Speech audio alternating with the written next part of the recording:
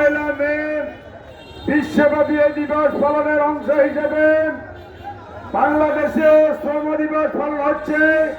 তার ধারাবাহিকতায় কোম্পানীগঞ্জ উপজেলা এবং বসুরহাট পৌরসভার যৌথ উদ্যোগে আজকের এই শ্রমিকদের রানী উত্তর সমাবেশের সম্মানিত সভাপতি, শ্রমিক নেতা, বিশিষ্ট শিক্ষাবিদ জনাব অধ্যাপক জিয়াউল হক জিয়া, আজকের এই প্রোগ্রামের সঞ্চালক বসুরহাট পৌরসভা শ্রমিক কল্যাণের সভাপতি জনাব আবু ইউসুফ মোহাম্মদ ইয়াকুব, আজকের প্রোগ্রামের সম্মানিত প্রধান অতিথি কোম্পানীগঞ্জ উপজেলা জামাতের সংগ্রামী আমির, নোয়াখালী ফাঁস আসনের আগামী দিনের আশা আকাঙ্ক্ষার প্রতীক মজলুম জননেতা জনাব অধ্যক্ষ বেলায়েত হোসেন, সম্মানিত শ্রমিক জনতা, ব্যবসায়ী বৃন্দ, সাংবাদিক বন্ধুগণ,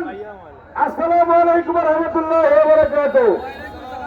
আপনারা জানেন 1886 সালে আমেরিকার শিকাগোতে 8 ঘন্টা কর্মের দাবিতে 8 ঘন্টা বিশ্রাম, 8 ঘন্টা পারিবারিক কাজের সমাধানের দাবিতে শ্রমিকদের আন্দোলনের ফলে তখনকার সরকার শ্রমিকের উপরে নির্যাতন করেছে, শ্রমিকরা ফাঁসির কাস্টে ঝুলিয়েছিল। এর প্রতিবাদে বিশ্বব্যাপী শ্রমিকের অধিকার পালন করার জন্য শ্রমিক দিবস ঘোষণা করা হয়েছিল। সেই দাবিতে আজ পর্যন্ত বিশ্বব্যাপী শ্রমিক দিবস পালন হয়, কিন্তু এখন পর্যন্ত শ্রমিকের অধিকার প্রতিষ্ঠিত হয়নি। এর কারণ কি?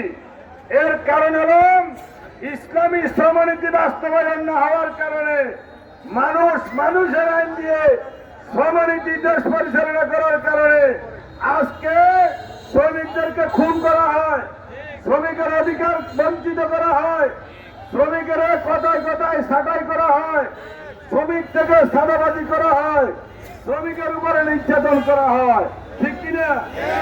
সেজন্য আজকের এই দিবসে দাঁড়িয়ে আমি বলতে চাই, শ্রমিক যদি আইন ইসলামী আইন হয়, মুহাম্মদুর রাসূলুল্লাহ সাল্লাল্লাহু আলাইহি সাল্লামের যে আদর্শের আলোকে শ্রমিকের বিধান যদি প্রতিষ্ঠিত হয়, তাহলে শ্রমিকেরা তার ন্যায্য অধিকার ফিরে পাবে।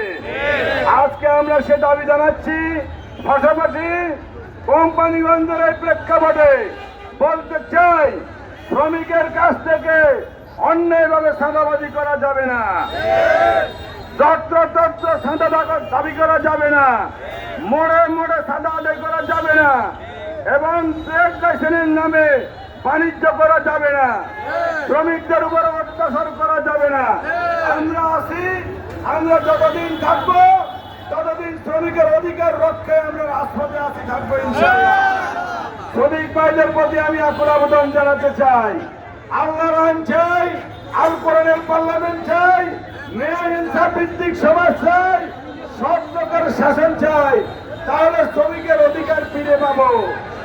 আর এই জমিনে আল্লাহর আইনের পক্ষে এই বেলায়েত কাজ শুরু করেছে, বাংলাদেশ জামাত ইসলামী কাজ শুরু করেছে, শ্রমিক কল্যাণ কাজ শুরু করেছে। 53 বছর আমরা বৈষম্যের শিকার।